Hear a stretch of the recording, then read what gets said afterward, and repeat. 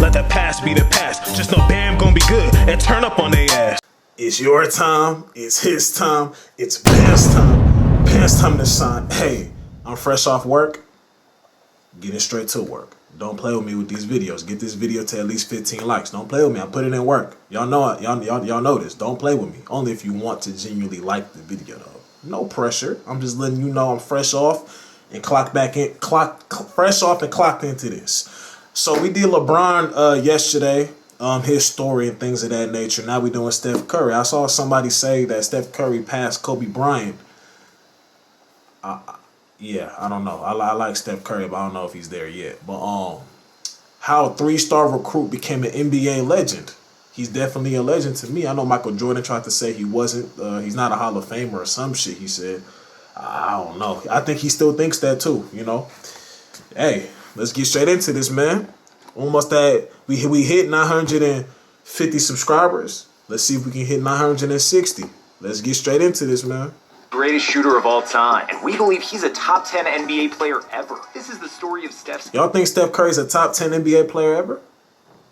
Y'all let me know down in the comments. Unusual path to the NBA, and how he transformed from a skinny, unranked high school player to an all-time great.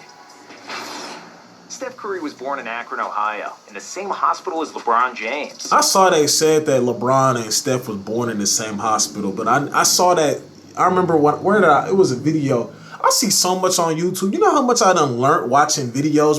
Is that true that they was born in the same hospital? I know they're both from the same, both from Akron, Ohio. Y'all let me know in the comment section below. And because his father Dell played for the Cavaliers, Steph always wanted to become an NBA player, but nobody believed he could do it, not even Dell. And it's not like Steph couldn't play, because he was highly skilled, but the biggest problem was his size. Yeah, y'all can see me good too? My bad. I gotta do this just to make sure, y'all can see me good, that I'm not blocking nothing important. All right, let's go. My bad, y'all. Just got to make sure. I edited my own videos. It's less work. He was the smallest and skinniest kid on every team. Every jersey he wore was oversized and hanging off him. When Dell played for Toronto, the Curry family moved to Canada, and you could often see Steph and his brother Seth on the court, shooting at halftime. And it was in Toronto where young Steph blossomed as a player. His handles and shooting already looked a lot like they do now. Crossovers, behind the backs, and all kinds of advanced dribbling moves became second nature. He was arguably the best young player in Canada at the time. Being around NBA players and watching alright, because I don't know that. I've always known him to be the underdog, except when he kind of got to high school. Even then, he was still the underdog in college. So I don't know where y'all got that information from. Again, I like Steph, but I don't know if that's true. Practice really helped Steph to develop a great feel for the game and learned how to train. From an early age, Steph accepted that he wouldn't be tall and athletic, so he developed an insane work ethic because he knew he had to outwork everyone for just a chance to make the league. Steph would play Vince Carter one-on-one. The crazy thing is, Steph is actually pretty athletic just compared to NBA. Like NBA dudes, it's bare minimum compared to other NBA guys, but he's actually pretty athletic. On one after every home practice, and he was often picked first when the Raptors had shooting competitions. At just 12 years old, he was already beating NBA players in three-point shooting. Curry played for the Queensway Christian School and Toronto 5-0, leading Queensway to an undefeated season and Toronto to a province title. Even then, Steph was exceptional at changing direction, manipulating angles, and finding the smallest gaps to launch a deep shot. He had extremely developed knowledge of the game for such a young player, who always knew where everyone else was on the court. Defenders always had to keep an eye on him because he never missed open shots. Steph was quiet and humble, but if the other team tried to intimidate or talk trash to him, he would transform into a baby-faced assassin and usually finish the game with 30 or 40 points. When Dell retired from the NBA, the Currys moved back to Charlotte, and Steph led his Christian school to 3 conference titles. As a senior, Curry's team reached the state championship game, where their opponents Greensboro Day used the same tactics some NBA coaches now use against Steph. It was a box-and-one defense, where a 6'6" athletic forward was glued to Steph the entire game and ignored everybody else, denying Curry the ball and using his size to frustrate him. It worked. Even though he played his heart out, Steph wasn't strong nor athletic enough to fight off a bigger and quicker opponent for the entire game, finishing with 8 points in a loss. Curry was only 6'2" and 160 pounds soaking wet, and didn't receive any college offers.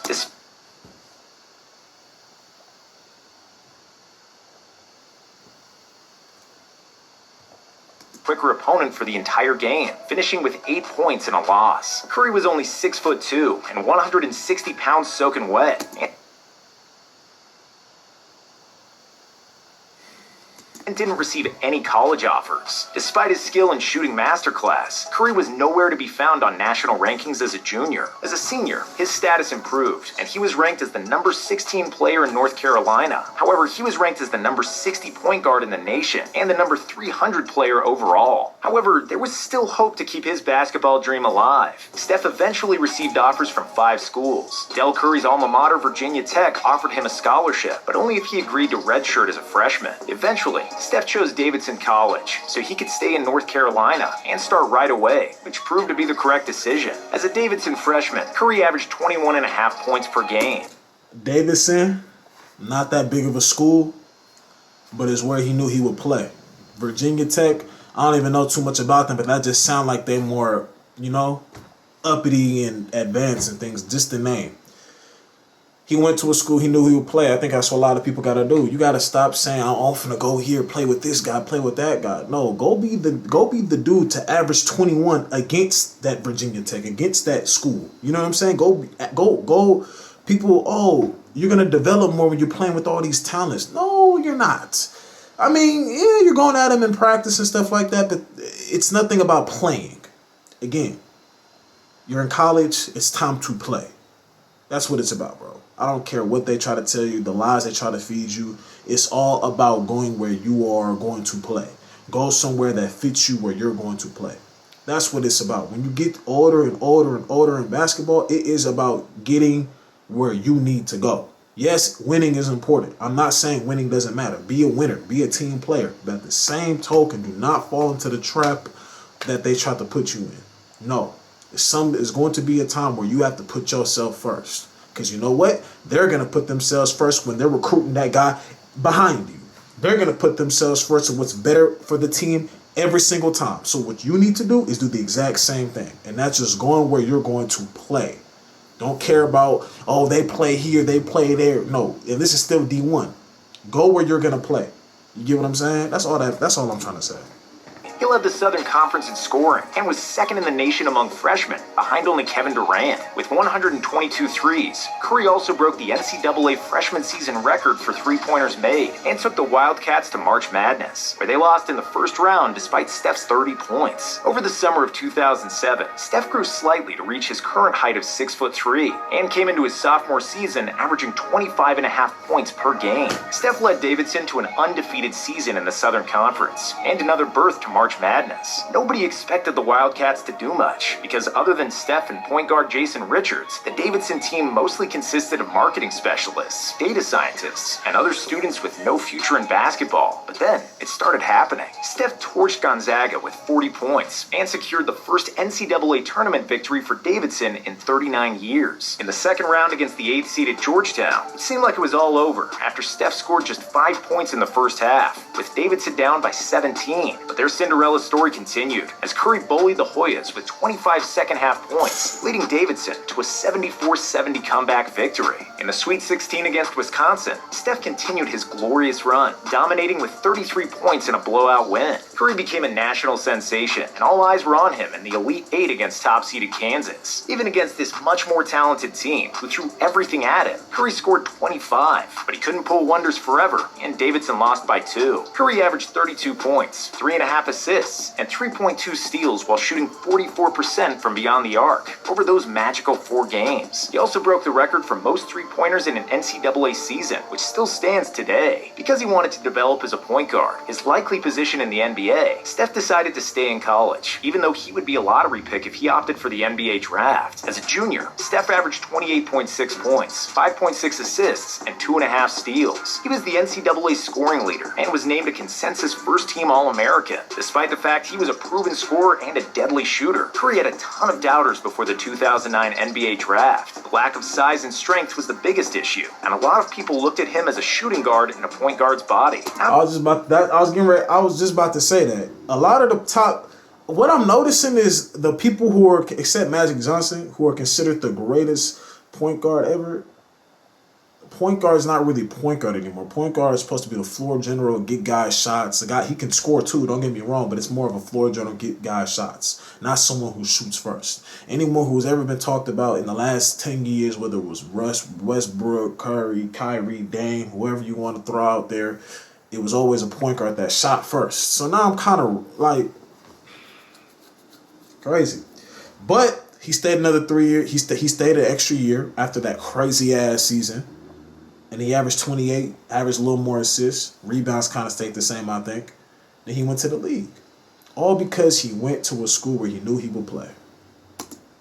Not believing that he could be a good enough playmaker. Minnesota had picks number 5 and number 6, and they selected 2 point guards, but neither one of them was Steph. Some genius GM figured that Ricky Rubio and a 6-foot Johnny Flynn were better than Curry, after which David Stern said the most important 19 words in Warriors history. The 7th pick in the 2009 NBA draft, the Golden State Warriors select Stephen Curry from Davidson College. Steph immediately proved that the Timberwolves GM was an idiot for not drafting him. As a rookie, he averaged 17 points, 6 assists, and 2 steals, finishing second in the Rookie of the Year voting behind Tyreek Evans. Steph was top 10 in the NBA in three-point percentage and three-pointers made, and he scored 30-plus points 8 times, setting the most 30-point games by any rookies since LeBron and Carmelo in 2004. Next season, he slightly improved his numbers, but he couldn't explode next to Monte Ellis, who averaged over 20 shots per game, compared to Curry's 14. However, Steph did lead the NBA in free throw percentage, with 93.5% shooting from the line, which is still the Warriors' all-time record. But towards the end of the season, Steph underwent ankle surgery, which became an issue that would last for years. Due to various ankle and foot injuries on both ankles, Steph played just 26 games in his 3rd season,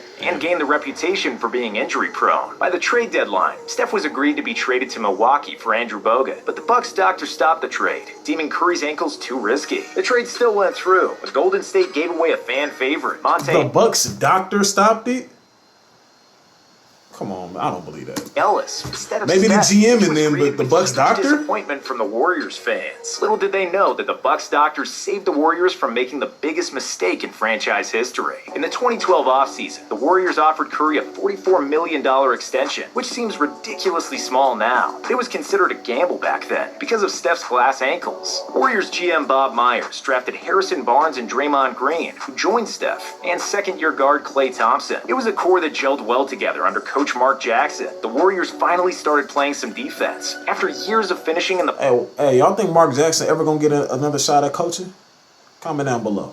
bottom 5 defensively. He damn near fathered the Splash Bros. Games too, being qualifying real? for the playoffs for the first time since 2007, and the We Believe team. Steph flourished under Coach Jackson, averaging a career-high 23 points and 7 assists per game, including a 54-point game against the Knicks in the Garden. He also established a new NBA single-season three-point record, eclipsing the previous mark set by Ray Allen with 272 three-pointers on 53 fewer attempts. And Klay wasn't too far behind, prompting Mark Jackson to say he's got the best shooting backcourt in NBA history. Then he figured it was foolish at the time, especially because Thompson was only in his second season, but thanks to their shooting prowess, Steph and Klay earned the nickname Splash Brothers. Then, in the 2013 playoffs, the Warriors defeated the Nuggets before they lost to the much deeper and more experienced Spurs team. In 2014, Curry again led the NBA in three-pointers made. He averaged 24 points and a career-high 8.5 assists per game, and made his first All-Star and All-NBA team. The Warriors had the 4th best defense in the NBA, and finished the season with 51 wins, the most since 1992. Unfortunately, they dropped the ball in the playoffs, losing in the first round to the Clippers. After that, Golden State knew it was time for a change, so they fired Mark Jackson and hired Steve Kerr, who would... That ain't why they fired him, my nigga. I mean,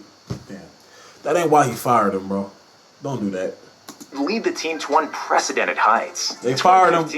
That little interview. The Warriors took the league by storm. They led the NBA in pace, points per game, field goal percentage, three-point percentage, and assists. They were also first in defensive rating, second in blocks, and fourth in steals. Bro, I remember that year. Bro, watching them, I'm like, where did this come from? We knew Curry was, like, who Curry was, but put Curry to the side, the whole Warriors team. Like, bro, playing them, you like, damn. Cleveland had a game where they spanked them, and LeBron had 42, though, in the regular season. But it was just like when you beat the Warriors, you're talking so much shit at school. If you beat, is that a bug on my shit? Oh no, I gotta look after. But if you beat the Warriors if you beat the Warriors when they had their breakout year 2014, 2015, you talking so much shit at lunch. Bro, back then the discussions of basketball and probably football too, but I wasn't with the football shit. The basketball talk at lunch was second to none. Especially if you was around a bunch of Warrior fans. Oh my God! If you beat the Warriors, you talking hella shit. Nigga, we just beat y'all. Nigga, Bron had 42 on y'all. Bro, you talking so much, it's crazy. Led by Steph Curry, the Warriors blew everybody out of the way with their pace, and then they killed them with shooting. Pace-and-space basketball was born, and it was here to stay. Curry was the leading vote-getter for the All-Star game, and he won the All-Star three-point contest. Steph broke his own league record for three-pointers made in a season, and the Warriors finished the year with 67 wins, by far the most in franchise history. After posting averages of 24 points, 7.7 assists, and 2 steals per game, Curry was voted the NBA's most valuable. See, when he won this shit, they gave it to him because he played great. Don't get me wrong, but that nigga, bro, Westbrook averaged, I think, 30 or 28. Got his team. They made the playoffs. Technically, they did, but it was a tie between them and the New Orleans Pelicans. But the Pelicans beat them more times throughout the year, so they gave it to them. Westbrook was making this hay. But hey, I ain't mad that Curry won that shit. Curry was doing his thing. The Warriors was doing their thing that year. And the year after that. If that wasn't crazy. And the year after that. They've been doing they was doing their thing for a while, bro. Fourth quarters due to Golden State's wide margins of victory. Despite their success, most people in the NBA viewed them as this fun little team that's going to get overpowered in the playoffs, hoodwinked by Charles Barkley's mantra that three-point shooting teams don't win championships. But thanks to their top-notch defense led by Draymond, Iggy, Bogut, and Clay, the Warriors were not just a three-point shooting team, and it showed in the playoffs. First, they swept the Pelicans. Then they came back to win against the Grizzlies and dusted off Harden's Rockets to reach their first NBA Finals since 1975. Against the Cavs, the Warriors fell behind 2-1, thanks to an otherworldly performance by LeBron and surprising help from Dellavedova, who played excellent defense on Curry. However, the Warriors simply had more talent. When Iguodala... It was for one game. One game, though, bro. I know niggas, people was trying to say, oh, it was only one game. That defense, you had to have watched that game. I watched that game. I watched every game throughout that finals. Bro, you had to be there to watch the defense Dellavedova was playing on Curry. It was spectacular, bro. It was just for that game, though. But still, I mean, other games he did all right. But that game in particular, though, especially that game in particular, I could have even. He did his job throughout the finals, bro. I know they were shorthanded. Deli did what he did his job. You couldn't even be mad. Now that I'm older, looking at it, I used to be like, bro, yeah, Bron ain't had no help. I mean, Deli did his job, bro. It was 4-2. It is what it is. Entered the starting lineup. He sparked a big comeback, and the Warriors won the next 3 games and the title. Iguodala was named the Finals MVP due to his stellar defense on LeBron, but Steph could have easily.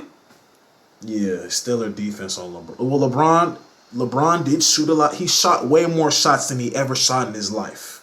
I will say that. I've never seen LeBron take that many shots. From game one, the demeanor was shoot the ball. You know what I'm saying? I think LeBron shot like 41% from the floor, which is pretty bad for him. Terrible for him, actually.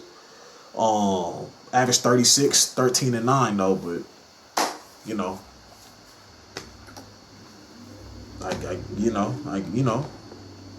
you ain't gonna stop a great player. You just gotta make it tough on him, I guess, and that's what Iggy did. Now that I'm older, I can actually admit it.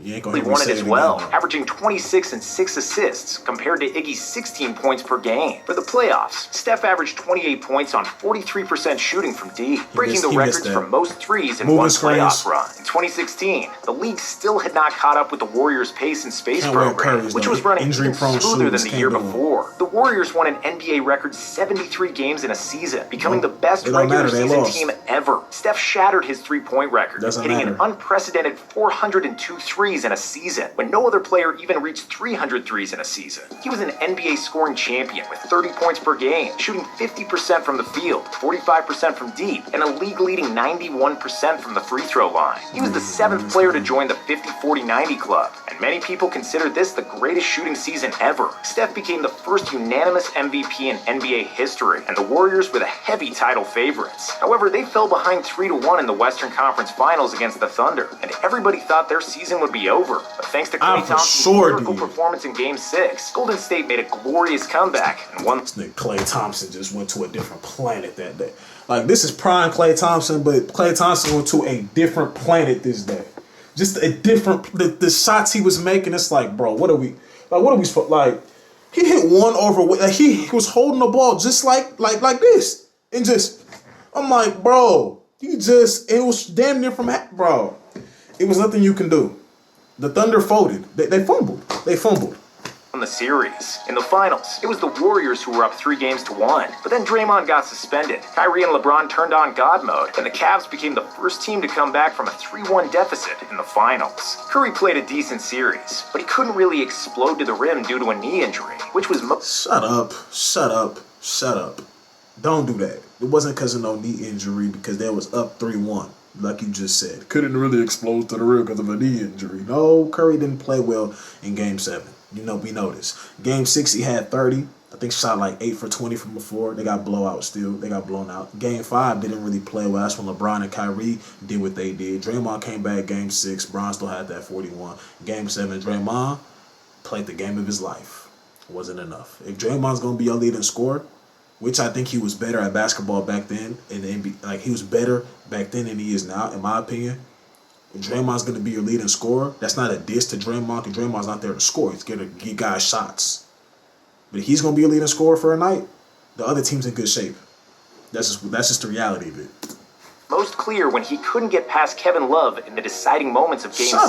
The Warriors became a mockery after their 73-9 He needed a three. He season said he should have just went to the basket. Analysts and Richard Jefferson all united in one big ha-ha. But their laughter didn't last long. As soon as Kevin Durant announced that he would be joining the Warriors, everyone knew this was going to be the best team in the NBA. With KD's scoring added to the core of Steph, Klay, Draymond, and Iguodala, the Warriors were unbeatable. In 2017, they lost only one game in the playoffs on the way to the title, and we believe that this team, with their shooting ability and defensive versatility, was the best team in NBA history. And while KD deservedly won the Finals MVP, Steph still averaged 28, 6, and 6 throughout the playoffs, with a ridiculous 66% true shooting percentage. Just to put things into perspective, Michael Jordan's best true shooting percentage was 60% in the 1991 playoffs. The next season, Golden State continued its dominance. The Rockets came close in the conference finals, but nobody could touch these Warriors. Golden State swept LeBron in the finals. Why you ain't say Chris Paul got hurt? Why you ain't say that? But you wanted to talk about his knees. Steph Curry knees. When he was playing throughout the whole... You gotta be a Warrior fan.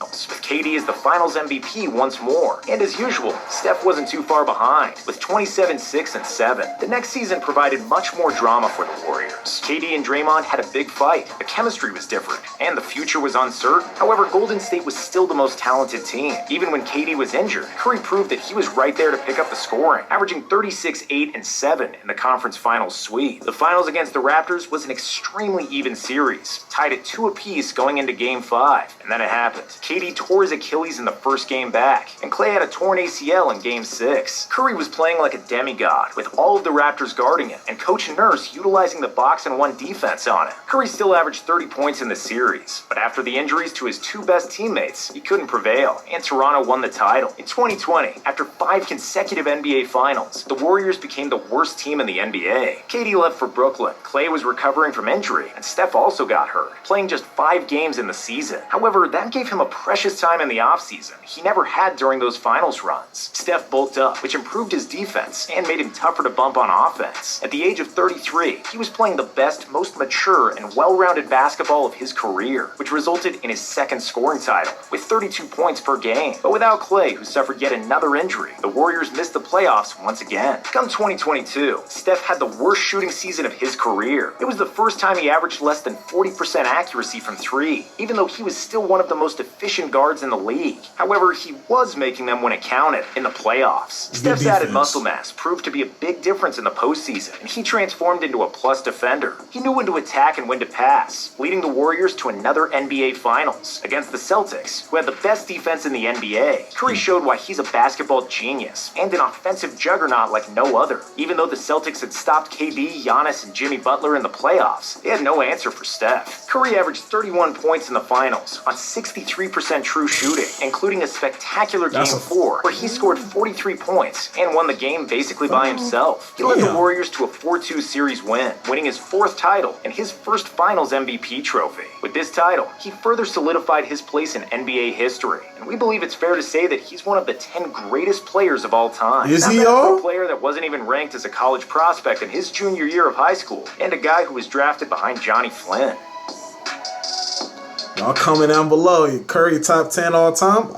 I mean, all that shit is really opinion based, bro. I wouldn't be mad if you said he's knocking on the door, or if I wouldn't even be mad if you said he was there actually at all. Because there's certain people in the top 10 I never watched play, so I can't even, But I think it just always Curry's defensive liability coming up was always a problem. Like, he doesn't have any defensive first team, second team, third, nothing. That, and they knock LeBron about that every day. He only has 6, but Curry has none. So how, that's just me. I like Steph Curry. I like his game. But anyways, if y'all like this video, get this video to 15 likes. Rest in peace to Kari, my grandma, both our grandmas, and I'm gone.